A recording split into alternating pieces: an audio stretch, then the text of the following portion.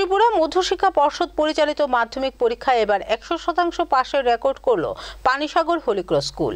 আর স্বাভাবিক কারণে ছাত্রছাত্রীদের এই ফলাফলে খুশি শিক্ষক শিক্ষিকা থেকে শুরু করে অভিভাবক মহল। ত্রিপুরা মধ্যশিক্ষা পর্ষদ পরিচালিত এবারে মাধ্যমিক পরীক্ষায় 100% পাশের রেকর্ড করল পানিসাগর হোলি ক্রস স্কুল। এবছর স্কুল থেকে দশম শ্রেণী মোট 83 জন ছাত্রছাত্রী চূড়ান্ত বোর্ড পরীক্ষায় অংশগ্রহণ করেছিল। এই 83 জনের মধ্যে 11 জন বিশেষ কৃতিত্ব নিয়ে পাশ করেছে। প্রথম বিভাগে পাশ করেছে 25 জন এবং দ্বিতীয় বিভাগে পাশ করেছে 31 জন ছাত্রছাত্রী। আর স্কুলের 100% পাশের হারের পাশাপাশি উল্লেখযোগ্য ফলের জন্য আনন্দ ব্যক্ত করেছেন স্কুলের শিক্ষক শিক্ষিকা থেকে শুরু করে অভিভাবক মহল। শুধু তাই নয়, শিক্ষক শিক্ষিকাদের অক্লান্ত পরিশ্রম এবং অভিভাবকদের সহযোগিতার জন্য কৃতজ্ঞতা প্রকাশ করে স্কুলের ম্যানেজমেন্ট কমিটি।